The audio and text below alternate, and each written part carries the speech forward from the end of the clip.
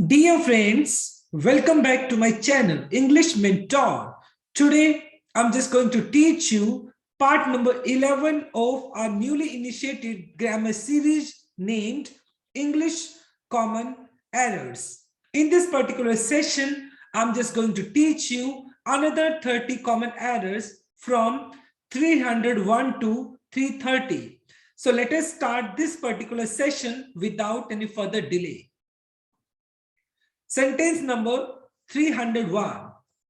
During the holidays, I am often worked in my uncle's shop to earn some pocket money. अगर sentence को ध्यान से देखें तो ये सेंटेंस आपका क्या दिखाता है, एक हैबिचुअल एक्शन को दिखाता है कि अक्सर आप क्या करते हो, अपने अंकल की शॉप में काम करते हो। तो यहाँ पर तो आपने एम वर्क्ड जो कि आपने पैसिव स्ट्रक्चर यूज किया जो कि इनकरेक्ट है। सेंटेंस क्या होना चाहिए, मैं अक्सर काम करता हूं। अक्सर के लिए आपने ऑफन यूज कर लिया तो यहाँ पे वर्क्ड नहीं बल्कि क्या आना चाहिए, वर्क आना चाहिए।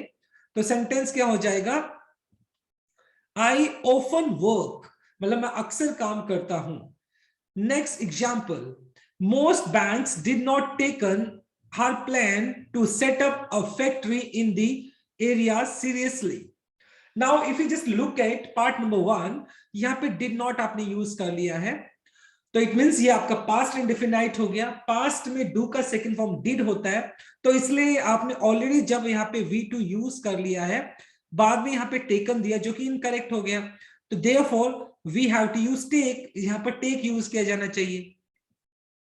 नेक्स्ट एग्जांपल देखते हैं, every year we have a function where the children of our staff is awarded scholarships. देखिए चिल्ड्रन जो है वो आपका प्लूरल है तो यहाँ पे प्लूरल सब्जेक्ट है तो यहाँ पर आपका आर वर्ड होना चाहिए according to subject verb agreement के हिसाब से। नेक्स्ट एग्जांपल देखते हैं, many of the funds I needed to buy my own house were given by my father. Many का मतलब हो गया बहुत सारा, लेकिन सेंटेंस के यानी मैनी का मतलब बहुत सारे, लेकिन यहां पर होना चाहिए ज्यादा से ज्यादा जो फंड था वो मेरे किसने दिया, फादर ने दिया। तो मैनी नहीं बल्कि क्या आना चाहिए, मोस्ट ऑफ द फंड आना चाहिए, most of the funds. Next example देखते हैं, since he was from the city and able to speak the local language they trusted on him. देखो ट्रस्ट जो है वो किसी और पे ही किया जाता है। यहां पर जो ऑन प्रेपोजिशन का यूज किया है वो यहां पर मोर देन नीडेड, जिसको आप सुपरफ्लुअस एक्सप्रेशन बोलते हैं। सुपरफ्लुअस का मीनिंग होता है which is not required in that sentence but used, यानी वो रिक्वायर्ड नहीं है बल्कि उसको वहां पे यूज किया गया अननेसेसरी तरीके से, तो उसको सुपरफ्लुअस बोला जाता है। तो ट्रस्टेड से ही काम चल जाएगा, they trusted him is the correct answer. तो यहां से हमें ऑन को रिमूव करना होगा। Now let us move on to our next slide. 306 को देख लेते हैं, every month he would meet the employees to discuss his problems and answer their questions. देखिए every month he would meet the employees to discuss their problems आना चाहिए ना, यानी वो क्या करने के लिए, उनकी प्रॉब्लम्स को डिस्कस करने के लिए और उन प्रॉब्लम्स का आंसर करने के लिए। तो देयर प्रॉब्लम्स होना चाहिए इज द करेक्ट आंसर। तो यहाँ पे देयर जो है वो आपका एक पजेसिव एडजेक्टिव है, पजेसिव एडजेक्टिव यूज किया गया है यहाँ पर ये।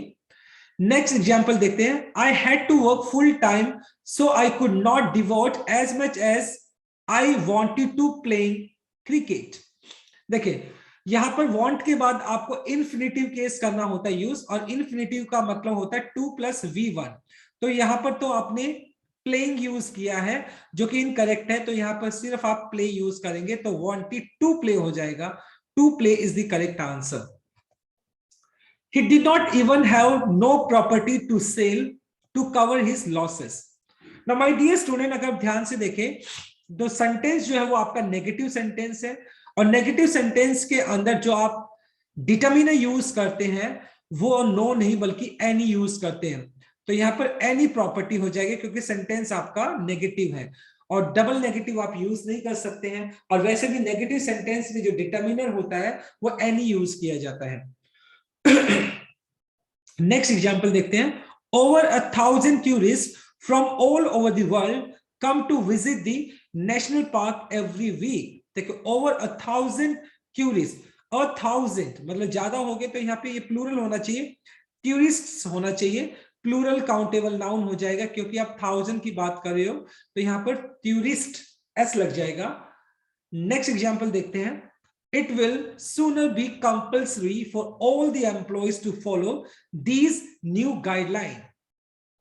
अगर आप ध्यान से देखेंगे तो ये जो these है ये आपका डिस्ट्रीब्यूटिव एडजेक्टिव है जिसको आप डिटरमिनर भी बोल सकते हैं, और these जो होता है वो अपने साथ प्लूरल काउंटेबल नाउन लेकर आता है, प्लूरल काउंटेबल नाउन लेकर आता है।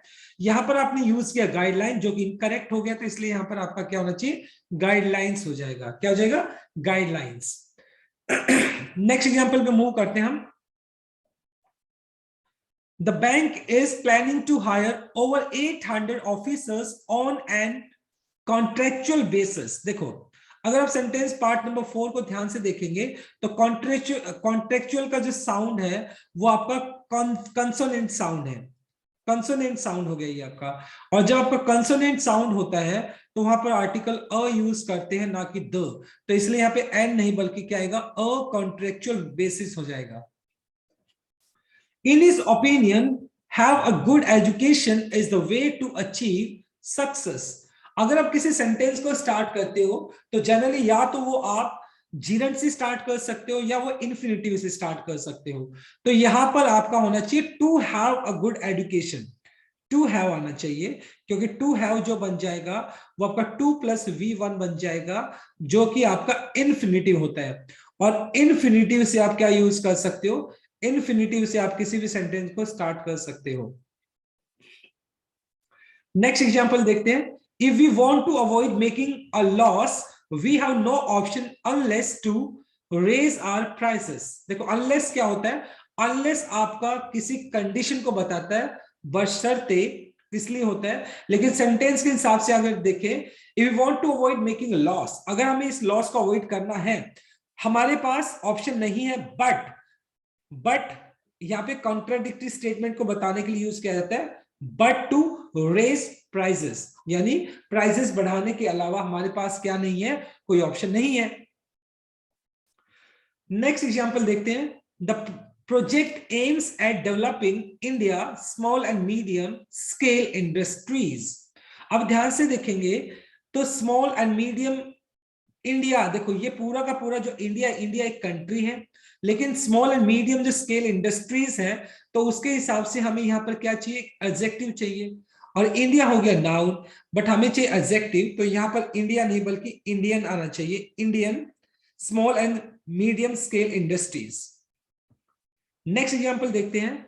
A recent RBI study shows that people prefer debit card over credit card while making payments.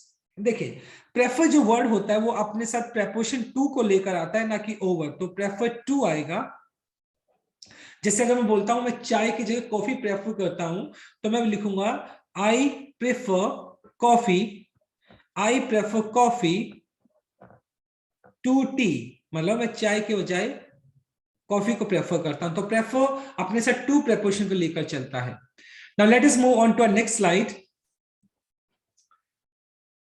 Our market research shows that there will be a huge demand by such products in the next few years. तो यहाँ पे bye नहीं बल्कि क्या आना चाहिए, for such products आना चाहिए, for such।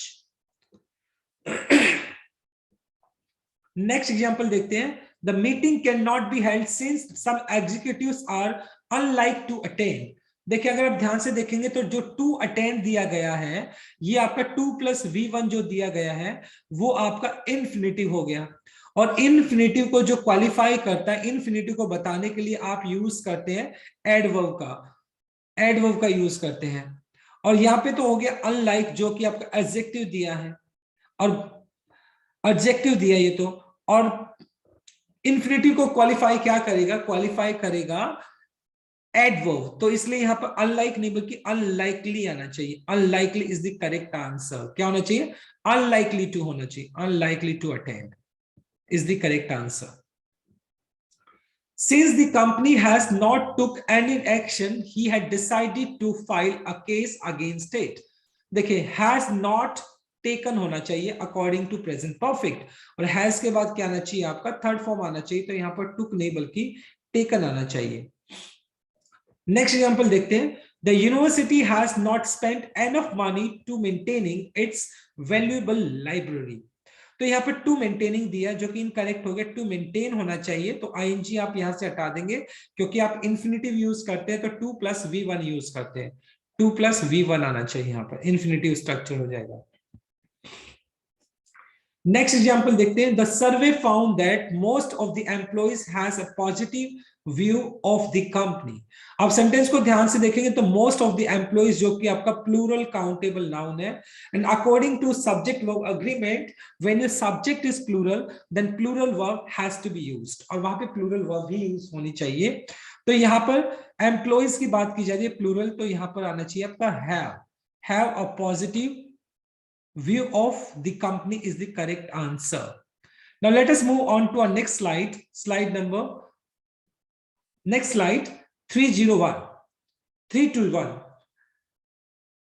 The meeting will not end till the chairman gets approval from every members of the board. देखिए every जो है ये आपका एक डिटर्मिनर हो गया जो अपने साथ सिंगुलर काउंटेबल नाउन लेकर चलता है। यहां पर आपको मेंबर्स दिया जो कि इनकरेक्ट हो जाएगा, तो ये मेंबर हो जाएगा सिर्फ। नेक्स्ट एग्जांपल देखते हैं, for millions of people his retirement from the cricket has been a greatest shock. देखो शॉक यहां पर आपका नाउन हो गया, तो ग्रेटेस्ट आपका सुपरलेटिव डिग्री हो गया, और सुपरलेटिव डिग्री के साथ आर्टिकल द यूज होता है ना कि अ, तो इसलिए यहाँ पे the greatest shock is the correct answer. Next example देखते हैं, the chairman has refused not to sanction the required funds for the project. refuse जो है वो अपने आप में एक नेगेटिव वर्ब है, तो ये नेगेटिव होने की वजह से यहाँ पे जो नो दिया है ये सुपरफ्लुअस हो गया, मोर देन नीडेड है, रिक्वायर्ड नहीं है, तो इसको यहां से हटाना होगा। नेक्स्ट एग्जांपल देखते हैं, the interrogation made by him hardly yield any concrete conclusion about the crime. अगर आप सेंटेंस को ध्यान से देखें तो सेंटेंस आपका पास्ट का है, पास्ट इंडेफिनाइट का है, ये आपका पास्ट का सेंटेंस है। यहां पर आपने यूज किया यील्ड जिसका मतलब होता है प्रोड्यूस करना, जो कि आपने V1 यूज किया है जो कि इनकरेक्ट हो गया, तो बल्कि क्या होना चाहिए यील्डेड आना चाहिए, ईडी और लगा दोगे आप इसके साथ क्योंकि सेंटेंस आपका पास्ट का है। नेक्स्ट एग्जांपल देखते हैं, what you had said about the employees were found to be correct but it could not be proved। देखो what you had said मतलब ये जो बात की गई है वो एक पर्टिकुलर स्टेटमेंट की बात की गई है, एक सिंगल स्टेटमेंट की बात की गई है सेंटेंस के हिसाब से, जो तुमने कहा, जो मतलब आपने कहा, तो was आना चाहिए यहां पर, was found to be is the correct answer। Let us move on to last slide 326। when you had started the work you should ensure that you should concentrate on it। Sentence को अगर आप ध्यान से देखें तो should दिया, यहाँ पर शुड एडवाइस के लिए यूज किया जाता है, और जनरली जब आप एडवाइस देते हो तो वो प्रेजेंट के अंदर दी जाती है, तो शुड यहाँ पर प्रेजेंट के लिए यूज किया जा रहा है, तो यहाँ पर आपने हैड स्टार्टेड यूज किया जो कि इनकरेक्ट है, तो होना क्या चाहिए व्हेन यू स्टार्ट होना चाहिए, क्योंकि सेंटेंस के हिसाब से ये आपका प्रेजेंट का सेंटेंस होना चाहिए। So when you start the work is the correct answer. If you have good control over breath, you can be able to float on water effortlessly। देखिए can और be able to ये दोनों के दोनों क्या बताते हैं, ये कैपेसिटी को बताते हैं। या तो आप can यूज करेंगे या be able to यूज करेंगे, दोनों एक साथ यूज नहीं हो सकता है। या तो आप सेंटेंस को बोलो you can float या फिर you are able to float, ये दोनों ही करेक्ट होंगे, बट कैन बी फ्लॉट नहीं होगा, तो यहाँ पर बी एबल टू जो लगाया वो इनकरेक्ट हो जाएगा, तो इसलिए आ जाएगा you can float is the correct answer, या फिर you are able to float, दोनों एक साथ नहीं आएंगे। When we heard the name of our leader uttered respectfully by the foreigners, we felt pride of him।